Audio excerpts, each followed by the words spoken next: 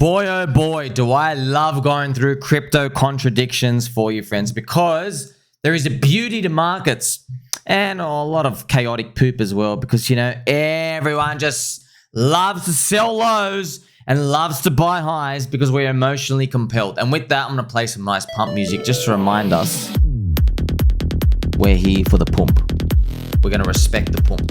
Now, friends, before I brace you with this beautiful picture of Pepe and a Doge, Shiba Inu, sleeping in bed and dreaming about the other Pepes out here, I want you to think about these contradictions because you're going to hear both of them. And it's very compelling when you hear them. So I'll just jump right into it. So on one hand, people will say, don't buy the lagging old coins.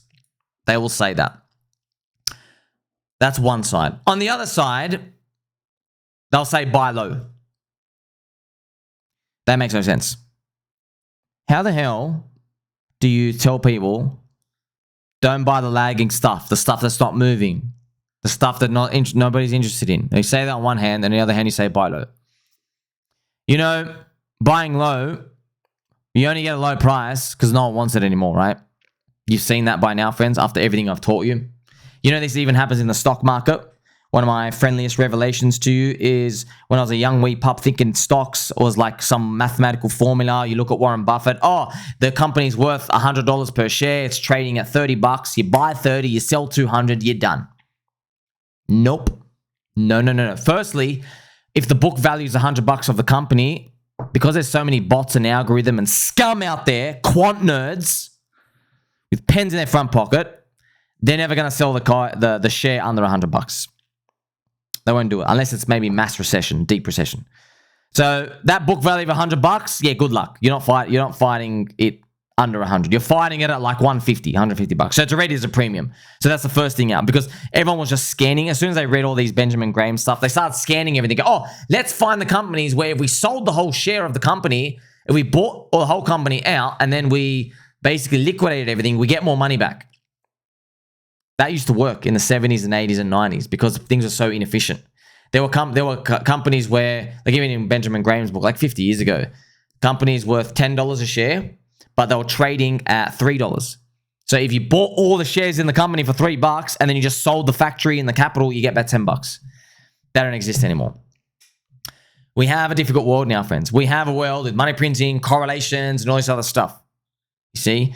Now we throw in crypto. So that's the difficult part. So with stocks, not only do you not get that cheap stuff, when the prices do go low, there's always a damn good reason. It's never like, oh, the price is cheap for you, my lord. Please come and buy. Oh, is that a cheap price, sir? I would like that, please. Please, I would like pretty please that cheap price, please. You don't get that. You don't get that. It's, oh, there's a drink company. You're down 60%. Well, there's a reason why you're down 60%. It's because Coca-Cola is literally sucking you. Better watch how I say it. Sucking away your market share. They have entered into all the states that you've entered in Americana. And their thing actually tastes better right now than you. And they can advertise at all the sports games. You don't have enough money to do that. They're going to drown you out. That's why the share price is down 60%. And you're like, oh my gosh, that's not so easy. I know. Now you're taking the bet that the CEO will turn it around.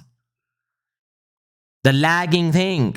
Well, here's the thing, friends. Look, it turns out it's not so simple, is it? Okay. Buying momentum, known as buying high, is a losing strategy on average. Okay. Deep value wins. Don't worry about look, you can worry about them. I'm just telling you, they know what the hell they're talking about, bro. Have you seen the stats in the stock market?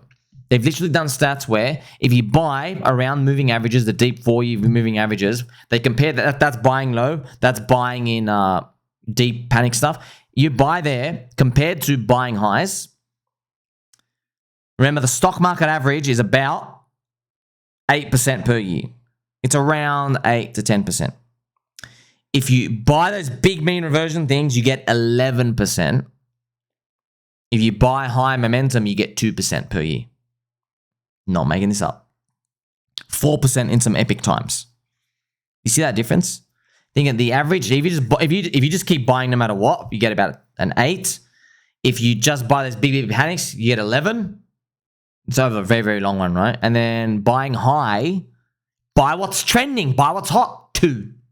That's your average. That's the S&P 500, by the way, right? Crypto's not like that because S&P 500 is you're only betting on the winners, and that's just timing it. Basically, you're trying to pay different parts of it, but it eventually goes up because you have $60 billion of bid money coming in every month. Plus, it's up only Ponzi. Plus, they're filtering out the losers, they're adding in the winners. You don't get that luxury in crypto, and I don't either. You don't get to bet on the index. You have to bet on one thing, and it might not come back. You see?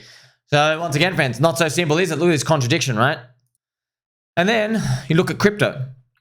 This is just fact, friends. Not even look. No one is going to make it in crypto unless they learn from the past. That's it.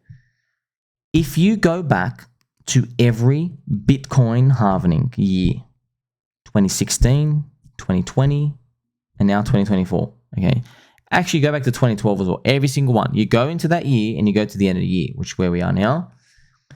If you did a portfolio review, you basically destroyed yourself because you would have concluded to exit the thing not interesting and buy the hot stuff. You would have been buying the tops. You would have missed out on the big move.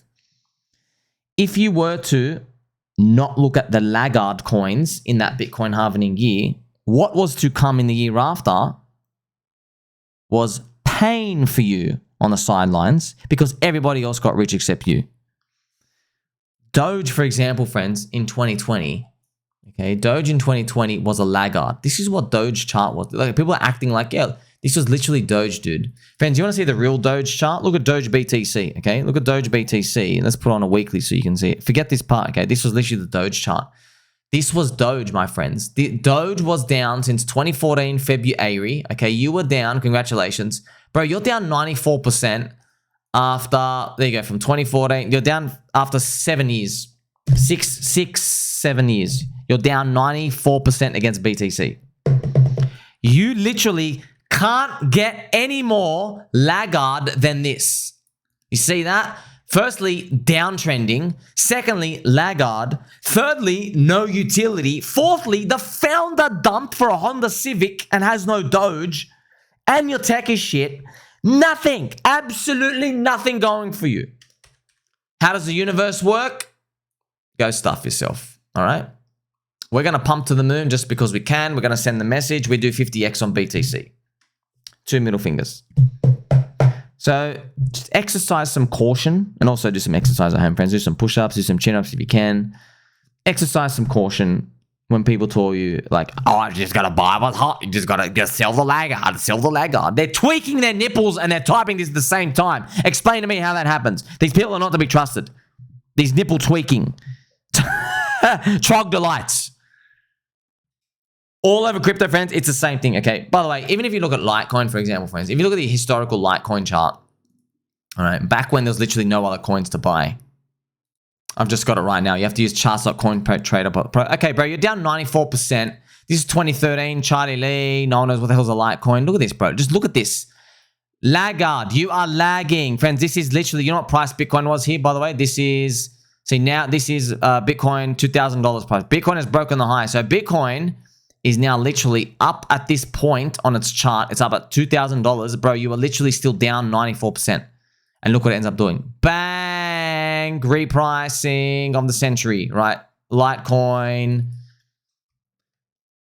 See? Look, we don't know that crypto is going to do that again. We don't know. I'm just telling you, there are some factual statements we can look at from the past 3 cycles.